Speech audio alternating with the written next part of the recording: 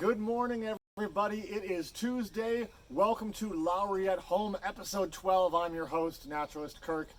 What a morning. We've had sunshine. We've had thunderstorms. It's been just a wild ride, but it turns out today is supposed to be one of the nicest days of the week, believe it or not. I hope you do get outside and enjoy the warm weather we've got coming. But even though I'm saying get outside, today Naturalist Brett is our guest, and he's going to be taking us inside.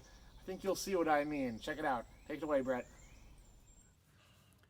Hello, all of the dear friends of the Lowry Nature Centers. I'm Mr. Brett, and we are back for another Lowry at Home edition. And today, quite possibly one of my all-time favorite things to talk about, we are going to dive into the world of skulls. Oh my goodness, skulls are amazing. Now, if as an animal you have a skull, well, that means a few things. It means you're a vertebrate, which then means you're either a mammal, fish, bird, reptile, or amphibian. But oh my goodness, when we get into mammal skulls in particular, you don't even have to know what animal this is, and don't worry, we'll get there. But there are so many things you can look at, from where its eyes are located to the hole up front for the nose. We're going to dive definitely into the teeth and all the different types of teeth that mammals have today. There's this crazy big hole in the back where the brain used to be. I mean, there's little teeny holes where nerves are coming out. When you find an animal skull, if you're lucky enough to find one outside, you don't have to know who it came from. But you can figure out if it's a predator or prey. Prey eyes are on the side. Predator eyes are facing forward.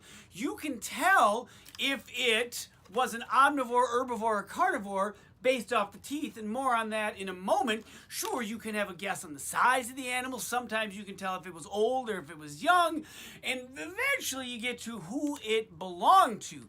We're going to start with the teeth and then get into a little guessing game as we go along. So I'm going to pull out my friend the whiteboard here. So here we are. Got a whiteboard out. Now, if you just take a moment and move your tongue around your mouth, you kind of feel, you taste what you had for breakfast in there, maybe some Lucky Charms or something, but you feel those teeth are different. Some of them are wide, some of them are kind of narrow, some of them are pointy, but you have different teeth in your mouth for eating different things. Now, real quick disclaimer here, I am a naturalist, not an artist, and so please, if you feel the need to laugh and giggle at my drawings, it's okay, I can't hear you, and I won't be offended anyways.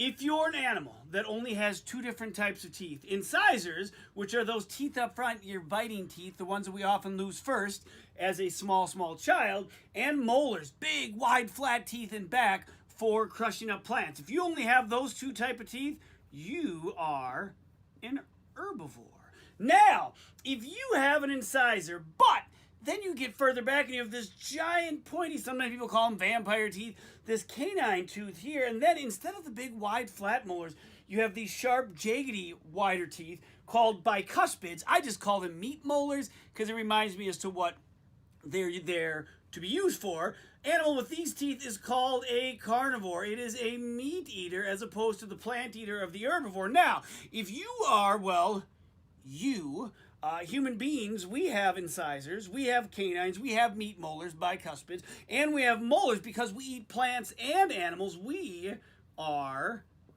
omnivores. Those are the differences. If you find the skull, you look at the teeth, you can figure out what it eats. Now we're going to play a little game here, guessing game, as I highlight animals from each one of those three categories. First and foremost, we'll start with this one, those bright orange teeth. You're looking at it. It's got here just the two big rows of molars. This is definitely an herbivore. Two different types of teeth, and that's it. Based off the size of this, comparison-wise from my hand, maybe you have some guesses. The orange tells me it's a rodent. So some of you are thinking, well, I know a bunch of rodents. Sure. But this is a rodent that doesn't spend a lot of time near the water. This is a rodent that doesn't make big leafy nests up in trees in the park. This also is not a rodent that lives in your house. This is a rodent that its back is covered with long, sharp quills that keep it protected from potential predators. That's right, this is a porcupine skull. Most folks Don't even know that a porcupine is a rodent, but it is. Now, on to the largest herbivore that we have here in the Twin Cities metro area, outside of, I guess, the stray farm, the further out you get. This one here, again, 2 big rows of teeth. Interesting enough, this herbivore doesn't have incisors on the top. They only have incisors on the bottom, which isn't all that uncommon amongst the herbivores. You can see there are 2 rather large bumps on top of its head. Eyes definitely pointing out to the side. It's a prey animal. Have we guessed it yet? That's right. White-tailed deer skull. Now, these molars look kind of sharp, but they are all the same looking, and they are really uniform as they go. Amazing at crushing up all sorts of plants. All right, on to the carnivores, and one that you might have in your house. Look at that. Woo! Look at the size of those eyes. Huge, pointing forward. Giant, sharp, jaggedy canine teeth. And then something we didn't talk about. Look underneath here, these 2 round mounds right here. Inside are the hearing mechanisms. On the side of the skull, on each side, there is a hole. You too have a hole in the side of your skull. There's one on each side. The bigger that these are on the bottom, the better this animal is at hearing. Like I said, you may have one of these in your house, and it is not a canine. This, my friends, is a cat skull, a house cat. I don't know exactly what kind of house cat, but a cat skull. Now, the largest carnivore we have in the state is who this skull belongs to. You'll notice this giant ridge on top of the skull where muscles for the lower jaw attach, giving this thing the power to crunch through bones, even that of a moose. Moose crunching bone power in this animal. Like, wait, moose, they live up north. What large carnivore lives up north? Now, this looks a lot like maybe a pet you have in your house. They may even have that little bump and then you scratch them on top of the head. That's right. This belongs to a wolf, or did, I suppose, belong to a wolf. Now, on to the group of animals that we as humans belong to, the omnivores.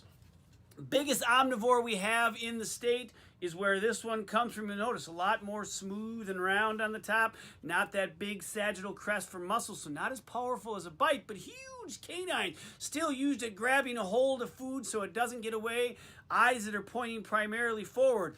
This large omnivore spends most of the winter hibernating. That's right, my friends. This skull belonged to a black bear. Now, we used to have 2 different types of bears here in Minnesota.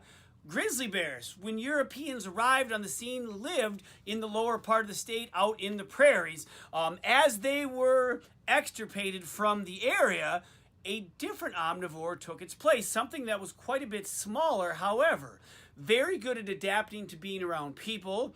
As an omnivore, you're not a picky eater. You're going to eat just about whatever. And this animal really likes people because people are messy. And we leave garbage all over places. This animal will go through the garbage. Again, incisors, canines, meat molars, molars. These teeth are very similar to the ones you have in your mouth.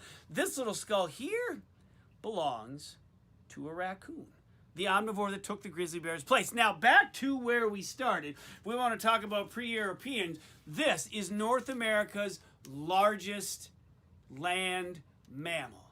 Once, 35 plus million of these animals roamed the plains. Now we are down into the tens of the thousands. If you ever get a chance to see one in person, take that opportunity because it is breathtaking. They're huge. They are so amazing. This, my friends, skull belongs to a bison.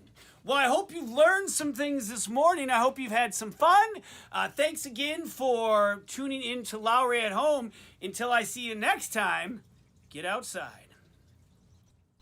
Excellent. Thank you, Brett. That was so cool to see inside of those animals and see what their skulls look like and learn more about them. As naturalists, we get to see so much amazing, incredible stuff, and it's really fun when we can share that with our friends. Isn't that right?